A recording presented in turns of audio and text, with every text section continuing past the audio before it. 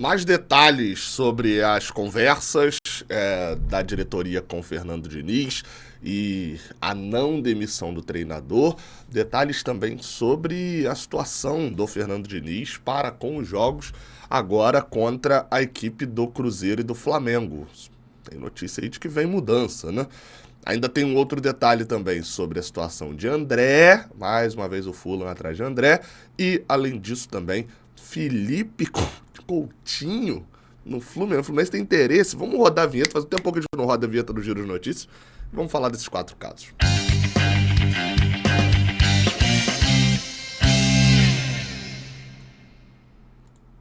A gente abre falando disso daqui, ó. Felipe Coutinho. Sou Gabriel Amaral, sou jornalista, sou tricolor. Se gostar desse vídeo aqui, você deixa um like aí embaixo, tá? A matéria é do Bruno Murito e da Jéssica Maldonado, que diz que com concorrência de Botafogo e Fluminense, Vasco mantém confiança por Felipe Coutinho.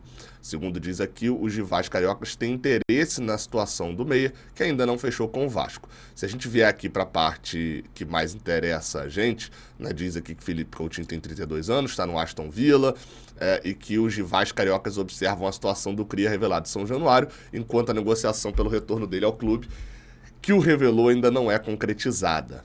Aí vamos lá.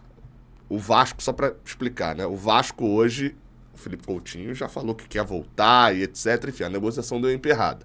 É meio que o Thiago Silva deles ali, essa volta, né? Mas está bem mais na cara. O Felipe Coutinho veio pro Rio de Janeiro, já falou que quer ir pro Vasco, etc e tal. Só que a gente acha que às vezes o amadorismo é grande, mas enfim, o Edmundo, que hoje é vice lá do Pedrinho, né, trabalha na gestão do Pedrinho, numa live do canal Mundo Ed com esqueci o nome, o Eric Johnson, tá? Olha como é que vai escalando a situação. Tá um representante do Vasco no canal com o Eric Johnson falou que o Coutinho fez uma série de exigências que acabaram complicando a vida do Vasco para poder trazer. Essas exigências, por exemplo, seria o retorno de Souza e Alex Teixeira e a formação de uma equipe competitiva.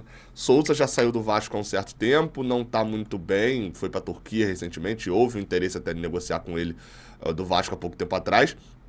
E além disso, o Alex Teixeira saiu do Vasco, assim, não tem nem 6 meses, talvez, que ele foi dispensado do Vasco. Então, a gente está falando de um cara, ó, a notícia da saída de dezembro de 23.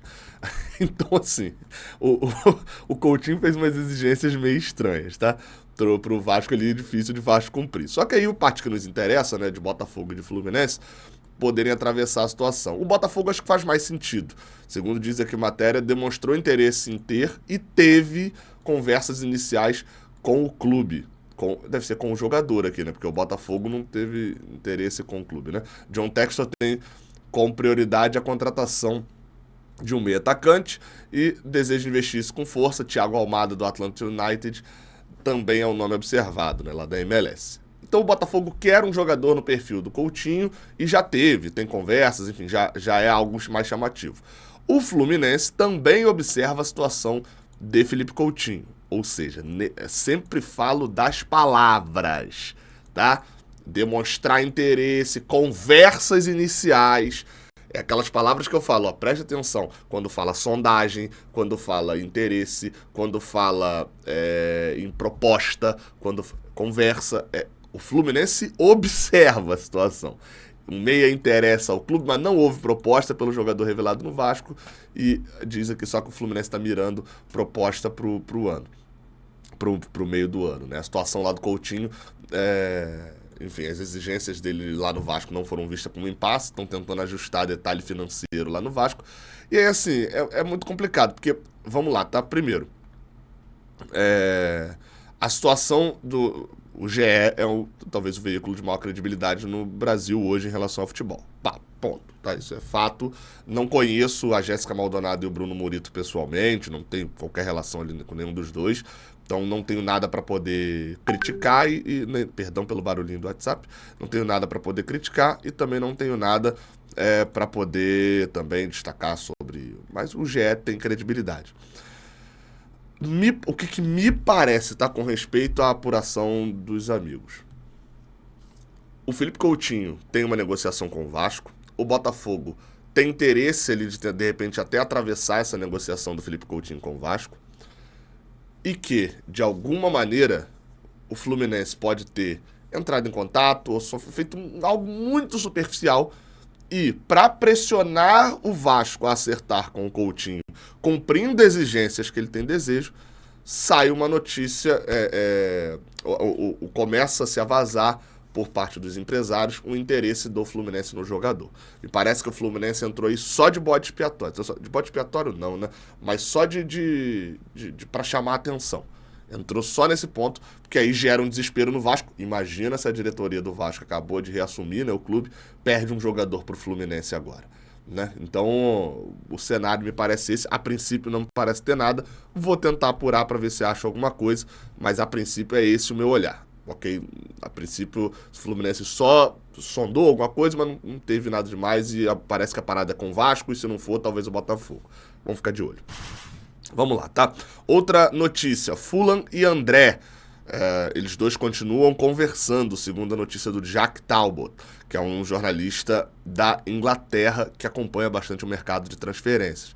Segundo ele, a janela de transferências do meio do ano está se aproximando aqui, né, do Fluminense poder trazer jogadores de fora, mas também para rolar essas transferências agora no meio do ano em relação a contratações de times europeus e, de novo, essa informação segue ali, que segue rolando, é do Fulham em relação ao André. Já teve coisa no meio do ano passado, já teve coisa no final do ano passado, chegou a estar praticamente tudo certo, e agora a venda do João Palhinha, que está muito... Desde o ano passado a gente fala disso, né? O Fulham está passando por o que a gente está passando, que é toda janela fala que o João Palhinha vai pro Bayern de Munique, né? Aí já teve notícia de que o Bayern não queria mais, de que o Bayern queria, mas aí o Fulham estava recusando. Aí tem a notícia de que, mas enfim, agora já teve até a notícia no ano passado de que ele chegou a fazer exames no Bayern e a janela fechou. Mas agora aparentemente está tudo bem encaminhado para a contratação do João Palhinha mesmo pelo Bayern, tá tudo, ou seja, o João Palhinha é um volante que o André seria substituto dele. E aí, com essa venda, essa oferta do Fulham pelo André viria. Valores, não sabemos, né? Mas acredito eu que o Fulham não venha com mendigaria, porque aí o Fluminense recusaria, né? A proposta tem que ter ali um alinhamento financeiro também com o Fluminense. É fato que o André perdeu valor nos últimos dias, nos últimos meses, né? O ano de 2024 do André não é um ano do nível do André, isso faz com que caia um pouco o valor. Ficar fora da Copa América, eu acho que ele já ficaria fora da Copa América, que o Dorival não ia convocá-lo, mas a lesão acaba, de certa maneira, meio confuso, mas de certa maneira isso acaba salvando ali a imagem do André de não ter sido convocado para a Copa América. Na teoria, ele estava convocado direto e não foi porque estava lesionado. Apesar de, como eu falei, eu acho que ele não seria convocado, mas pelo menos salva nesse ponto. Vamos ver como vai ser, se chega mesmo a proposta, porque o Fluminense precisa fazer caixa. E essa venda do André, ela é dada como certa internamente no Fluminense, né? Enfim, vamos ver. Outra notícia agora falando sobre Fernando Diniz, tá? Na verdade é o famoso 2 em 1, né? Primeiro, a gente hoje de manhã trouxe informações exclusivas aqui no canal sobre a situação do Fernando Diniz, todas as reuniões que foram feitas, o debate que ocorreu, houve sim pensamento em demissão, não pensamento prático, mas houve sim reunião para debater se seguraria ou não o Fernando Diniz, e após isso tudo, outras reuniões e tal, o canal Resenha Tricolor colocou alguns outros detalhes ali que eu não tinha apurado sobre isso, tá? Canal aqui no YouTube. Segundo eles, houve essa reunião, enfim, eles confirmaram algumas coisas também que eu já tinha falado, e um ponto que foi colocado é que a reunião nessa segunda-feira, que aconteceu, né, no caso nessa segunda-feira de manhã, lá no CT Carlos Castilho, que eu falei que eu não tinha informação se era o grupo todo de jogadores ou só algumas lideranças. Eles acrescentaram que sim, eram apenas 3 lideranças do elenco, numa reunião com o Fernando Diniz e com a diretoria. Felipe Melo, Marcelo e Ganso estariam nessa reunião, além do auxiliar Eduardo Barros, como representante também da comissão técnica. Então, há esse olhar ali dessas 3 lideranças. que me chama a atenção, e eu não vou nem comentar tanta notícia porque tem um vídeo inteiro sobre isso praticamente de manhã, né? É no 10 minutos falando disso, é que assim, o Ganso, ele vai defender o Diniz, não importa o que aconteça. Me parece isso. Ele tá desde 2019, o Ganso tá fechado com o Diniz e não abriu até hoje. Marcelo e Felipe Melo têm uma postura publicamente de muita defesa ao Diniz. Internamente, creio que também. São 3 jogadores que acabam representando bastante o grupo, publicamente e internamente. Vamos ver como vai ser, cara. Considerando ainda mais que o próximo jogo do Fluminense não tem 2 desses 3. Felipe Melo e Ganso não jogam. E aí a gente entra na outra notícia dada pelo Marcelo Neves no GE, de que o Diniz planeja mudanças no Fluminense e trocas podem ir além dos suspensos. Quando eu olhei essa manchete, eu falei, cara, o Fluminense vai mudar, o Diniz vai mudar a escalação, vamos ver quem ele vai colocar. Na matéria não diz ainda quem ele vai colocar, só diz que, entre os desfalques certos, não terá Guga, que é banco, Felipe Melo e Ganso, além do John Arias, né? Felipe Melo e Ganso todos por suspensão ali, além do Guga também. E aí, fala aqui que em tese, Thiago Santos e Renato Augusto entrariam nas vagas de Felipe Melo e Ganso.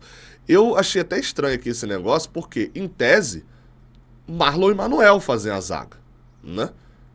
Então não sei se indicaria uma mudança ali já na defesa de um dos dois, ou Marlon ou Manuel, perdendo a posição. Porque a gente sabe, a zaga do Fluminense vinha sendo Felipe Melo e Marlon, sempre que o Felipe Melo sai, entra o Manuel. Quando o Felipe Melo ficou de fora do jogo contra o Botafogo, a zaga foi Marlon e Manuel. Então talvez uma das mudanças pode ser justamente a entrada do Thiago Santos. E aí o outro que é o óbvio, né, que saindo do Ganso entraria o Renato Augusto, que não vem jogando bem. E sem John Arias, né, diz que o padrão ali é a entrada do Marquinhos com o Keno pela esquerda. Mas diz aqui a matéria que as trocas podem não parar por aí e que é provável que após a derrota contra o Atlético Goianiense, aliás, é provável não, foi levantada a possibilidade de fazer mais alterações, seja delas de peças e até mesmo na parte tática. Ou seja, dá pra gente esperar novidades nessa quarta-feira contra o Cruzeiro lá no Maracanã. No Mineirão. Aqui ainda diz, inclusive, que o zagueiro Marlon e o atacante Keno tiveram desempenho abaixo, como eu falei, né? E os dois são possibilidade de perderem suas vagas. Mas o martelo ainda não foi batido e tem treino hoje e amanhã para poder decidir isso. Ou seja, seria o Marlon saindo para poder a entrada do Thiago Santos, né? Como eu falei, em tese, após a substituição, né? E o Keno na ponta, enfim, teria que ver se de repente até rola uma mudança tática, entrada de mais um volante, o que vai fazer o Fernando Diniz. Bem, essas foram as notícias, deixa o like aqui embaixo, se inscreve aqui no canal. Eu sempre falo isso, cara, porque o like, eu não sou desses maluquinhos que ficam, na live é importante, mas no vídeo, se você chegou até aqui e você não gostou desse vídeo, você é maluco, pô. Tá assistindo um monte de conteúdo que você não gosta. Você assistiu só pra se irritar? Aí procura aí, pô, melhores momentos, Fluminense 1, Atlético Goianiense 2, você vai se irritar melhor, entendeu? Mas se você assistiu e gostou, aí aperta o like aqui embaixo. Tamo junto, até a próxima, valeu.